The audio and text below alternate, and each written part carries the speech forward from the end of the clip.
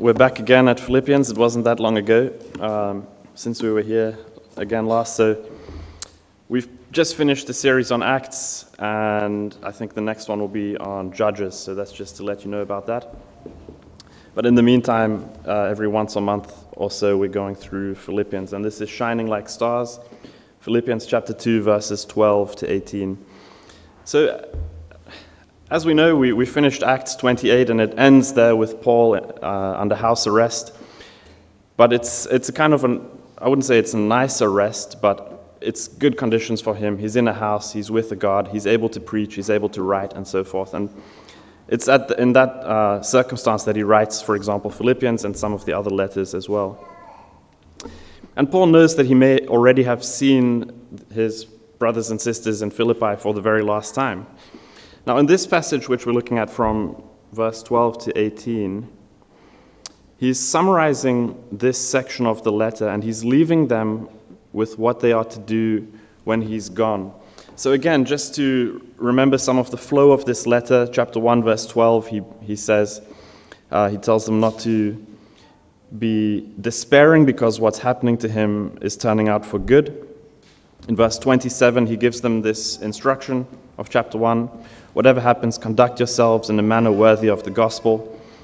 He gives some specifics to what that looks like in chapter 2, verse 3, where it's all about putting others first. So in chapter 2, verse 3, he writes, "Do nothing out of selfish ambition or vain conceit, but in humility consider others better than yourselves." And then he writes down this song, whether he wrote it or whether someone else wrote it, we don't know, but verses 5 to 11, this hymn of Christ. Christ is our example in humility. And now in chapter 2, verse 12, he's telling them to keep doing what they have been doing, even if he's not around, God forbid.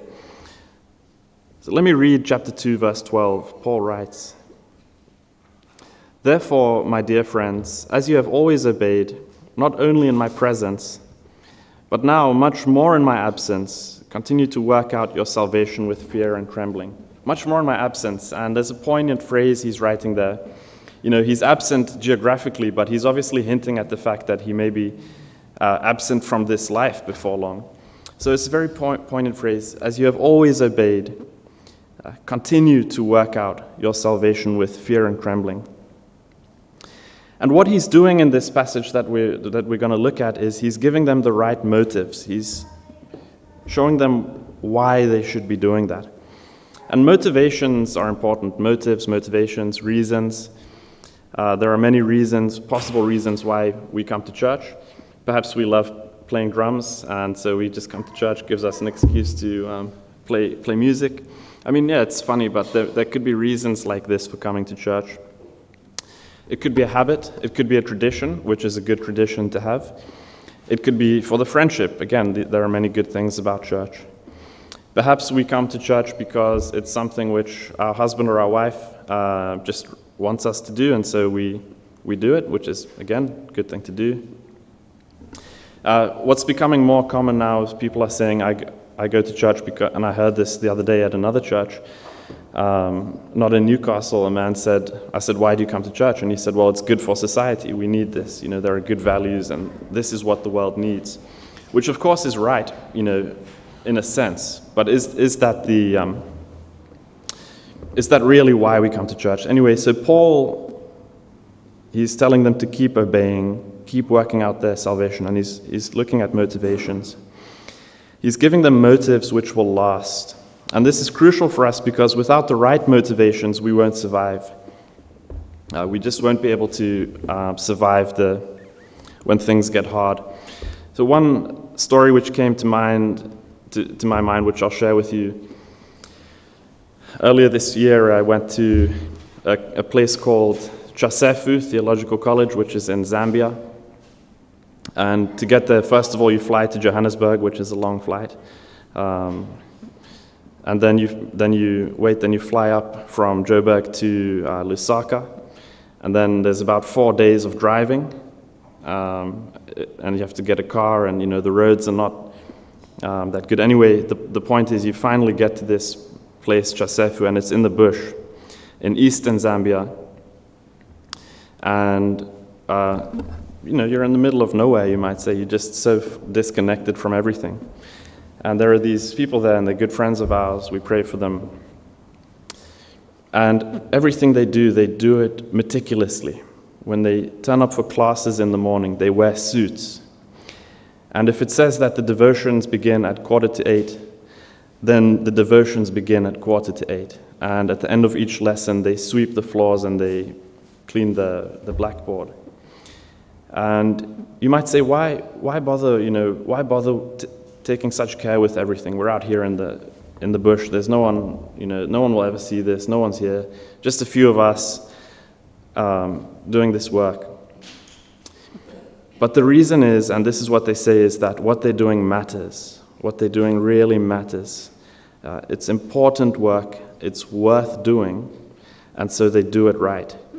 And the connection there is that their motivations are correct. They're doing it for the Lord. And so they do it properly. And even though they face great hardship, they do it in this way. That's what the power of correct motivations is. So we're looking at this passage, and the first thing we see in terms of why Paul is telling them to do this is that we are to work because God works in us. So let me read verses 12 to 13. Therefore, my dear friends, as you have always obeyed, not only in my presence, but now much more in my absence, continue to work out your salvation with fear and trembling. For it is God who works in you to will and to act according to his good purpose. Now, there's an older translation of a Bible which was used by the Catholic Church, which put this as work for your salvation. So what we have is it says, work out your salvation. So a later version of that Bible actually corrected that translation, because this is not about being saved. It's not about working for our salvation. That's not what Paul is saying. It's wrong. Paul is not saying here, work in order to earn your salvation. But nevertheless, he is saying, work out your salvation. And this is similar to when we say to married people, work at your marriage. We don't say to unmarried people, work at your marriage. It doesn't work that way. But people who are married, we say you have to work at it. So they're already married. That's not going to change. A marriage is not dependent on how well the husband and the wife do. But the marriage is all the more beautiful when it is done well. You work it out.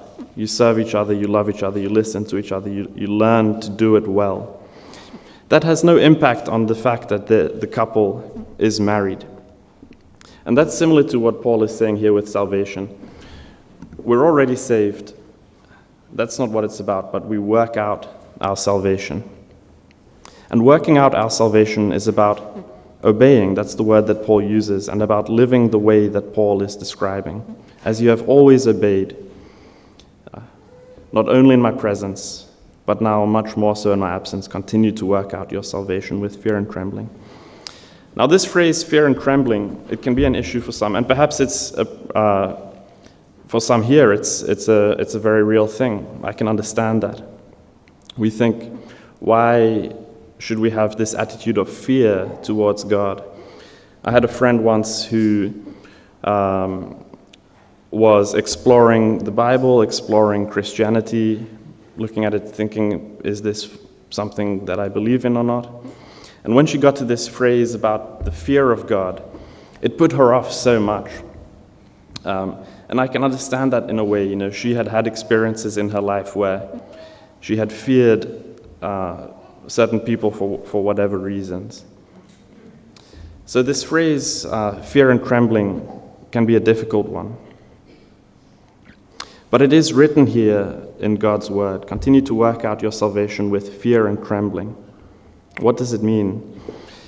Alec Motier, he said that, quote, this is not the fear of what God might do to us, but it's a fear of the hurt that we might do to him. But that's not quite right, is it? That's not what this is saying. The words fear and trembling are too strong for that. in the world, what the world wants is complete equality. Everyone has to be exactly the same, but we're not equal with God. So this is something which different cultures do differently. At my previous church, I met an older man and I said, "Good afternoon, sir, how are you doing?" And it took him a while to change that. He said, no, don't call me sir, call me, and then he said his first name. So Australia is a culture where there's very much this idea of equality, and I got very nervous one time when a friend of mine called the teacher mate. He said, "Oh, thanks, mate." And I expected some severe punishment to come raining down, but it's just a different culture. So equality, different cultures, it's much more, there's a difference.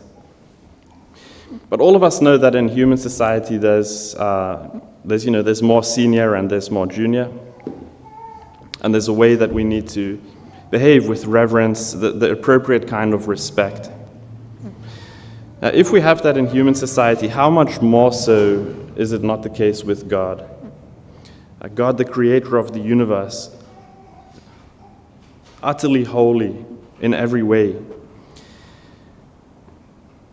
There is definitely a way that is appropriate to approach him and a way that is not appropriate. We aren't his equals. And in the Old Testament, this is made very visibly obvious. I'll turn to Exodus chapter 19.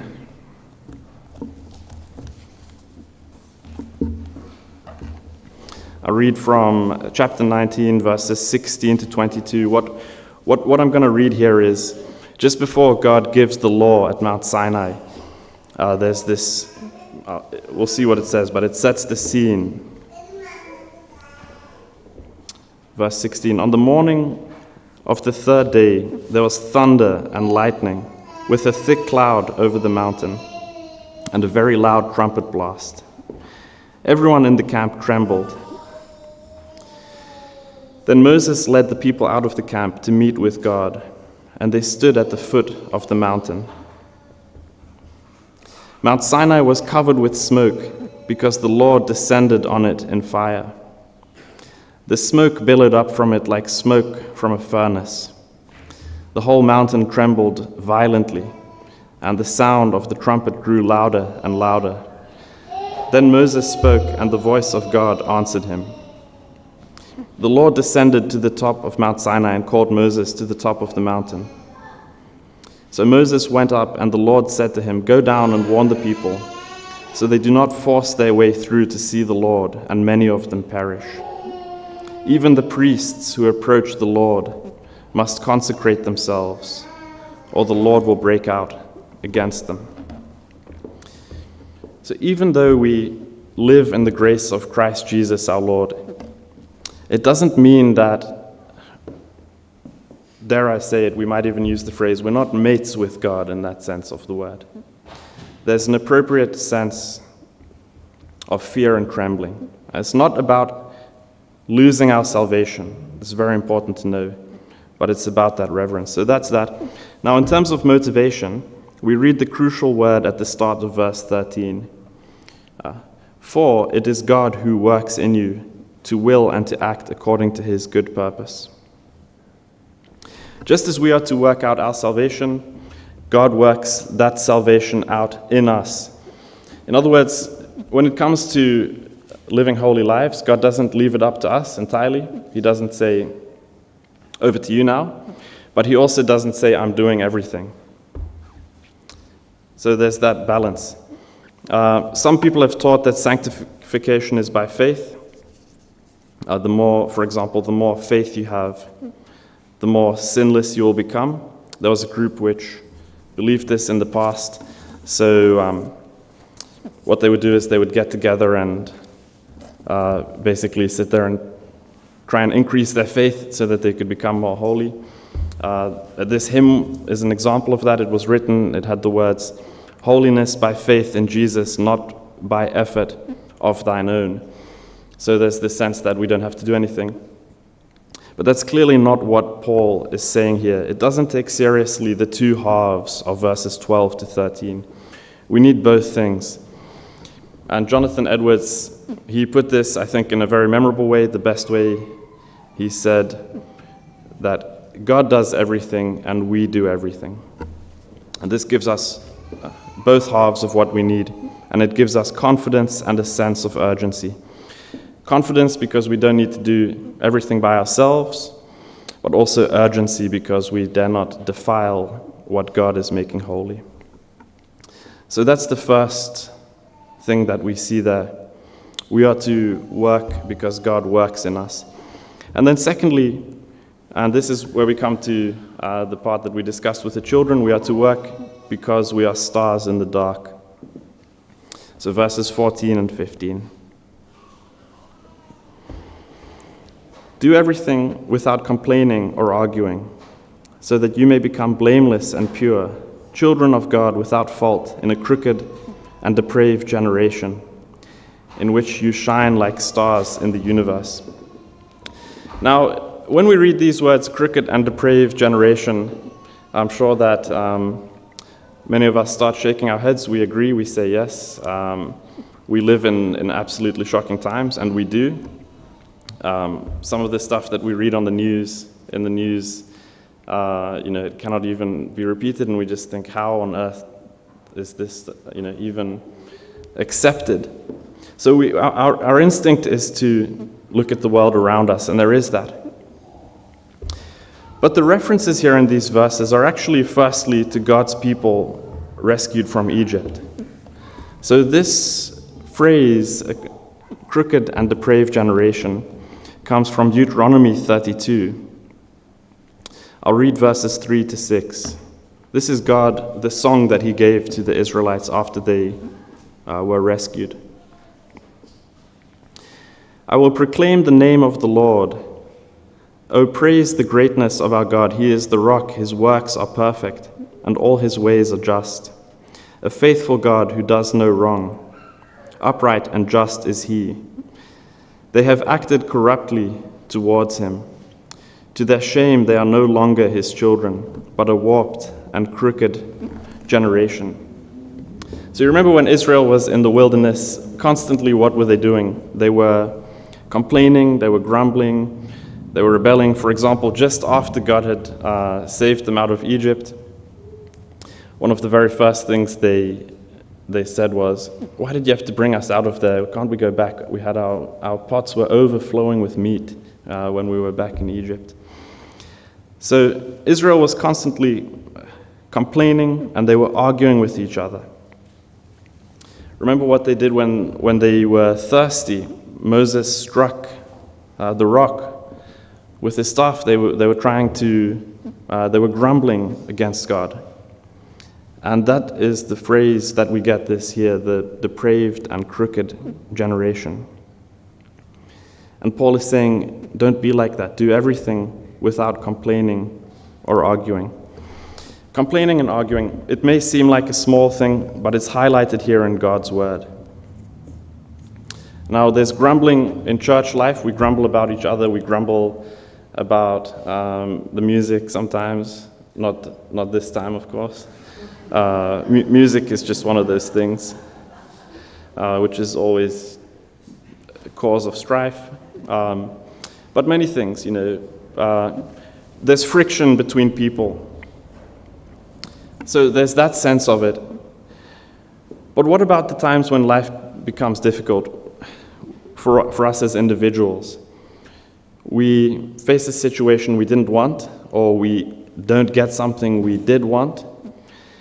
What's our attitude towards God? It's so hard to prevent that attitude becoming one of grumbling, isn't it? And of complaining and of arguing. And that bitter spirit, which can start so small within us, it can seep out into many things, into how we treat God.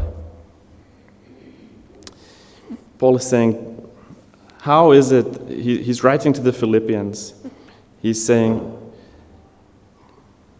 as now, but even more so in my absence, continue to work out your salvation, continue obeying.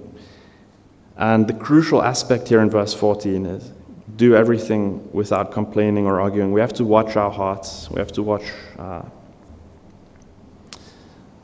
that spirit. Now, living this way is also about accepting Christ humbly. So, for example, the same word is used in Acts chapter 2, verse 40. Let me read that. This was Peter. I'll just read a few verses here. And he said, with many other words he warned them and pleaded with them, save yourselves from this corrupt generation. It's so easy to get swept along with the corrupt generation. Peter there, he's saying, save yourself from it. Paul is saying, work out your salvation. Watch your heart.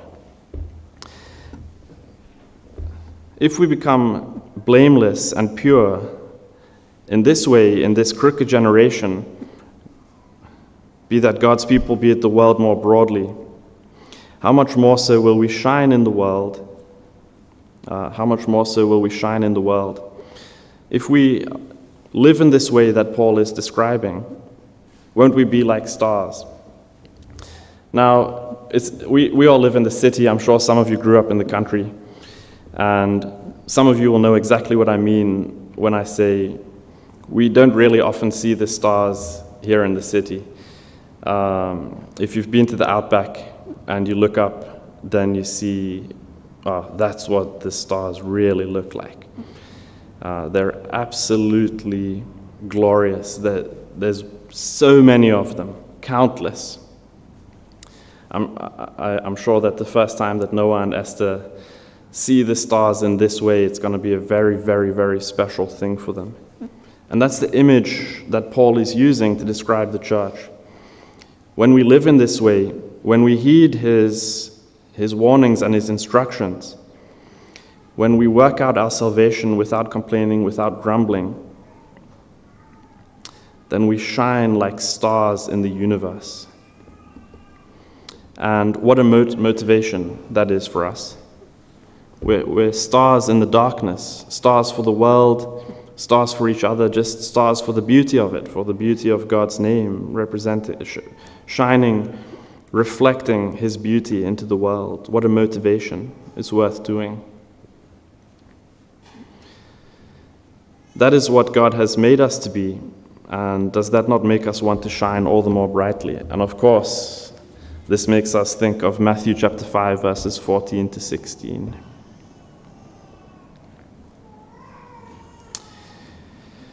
Jesus said, "You are the light of the world. A city on a hill cannot be hidden. Neither do people light a lamp and put it under a bowl. Instead, they put it on its stand, and it gives light to everyone in the house.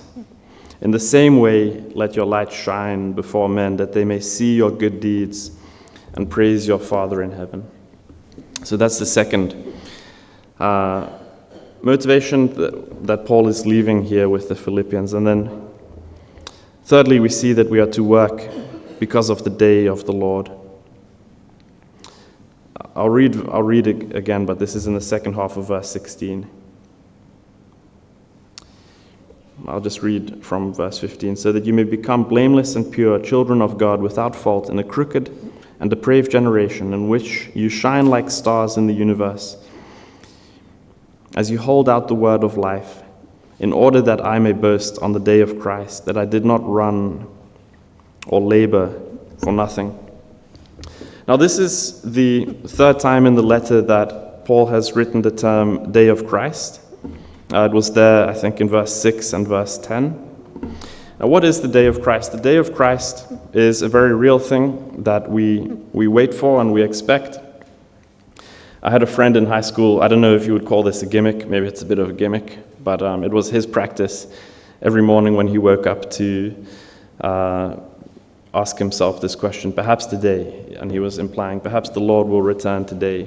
It was just his way of reminding himself of this. It's a theme which is very prominent in the New Testament.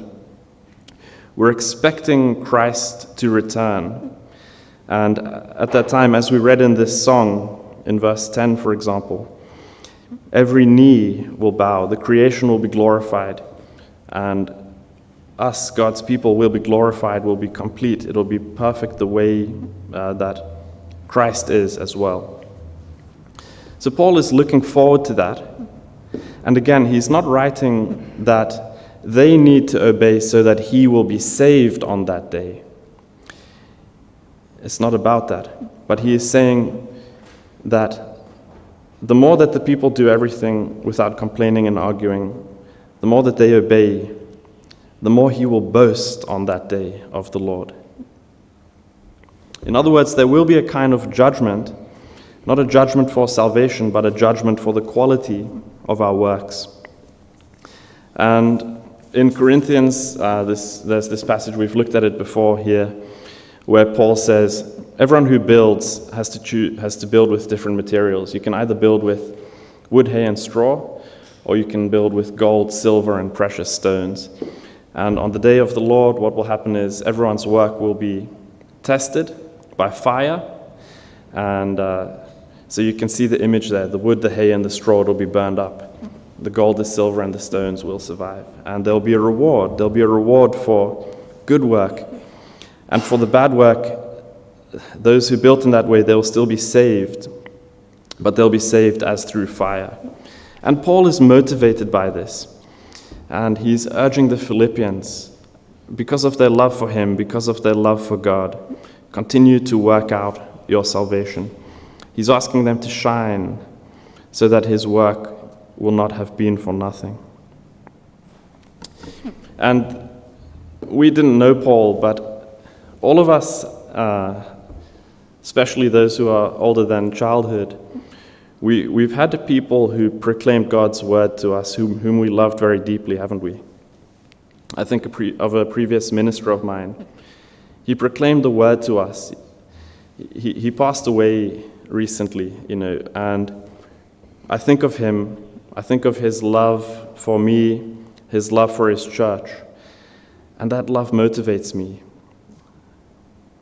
Let's work out our salvation. Now, each of you as well, you think of perhaps your parents, perhaps a grandparent, perhaps a teacher, perhaps even it's David, even though he's abandoned us this morning.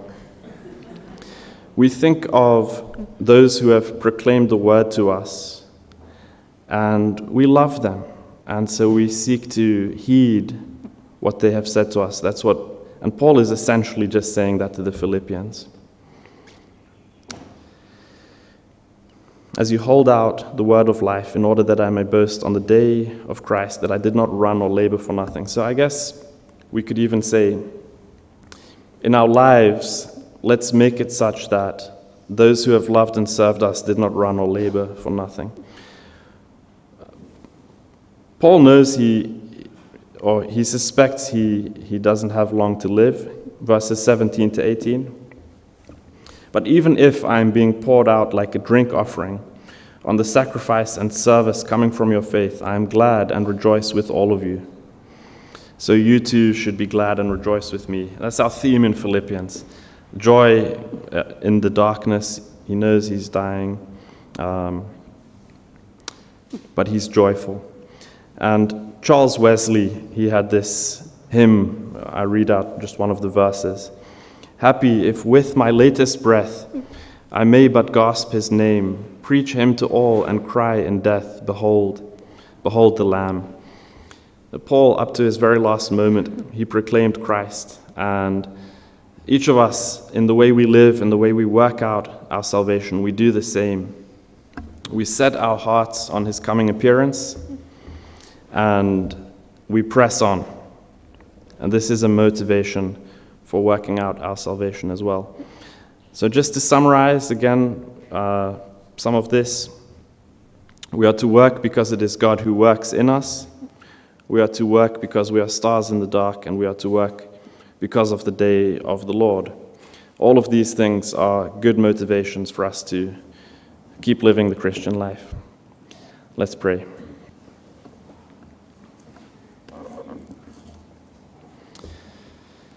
Heavenly Father, we thank you for these words written by Paul at that time in his life, and we pray you help us to continue to work out our salvation in the right way and to spur each other on in love in all of this. We pray this in Jesus' name. Amen.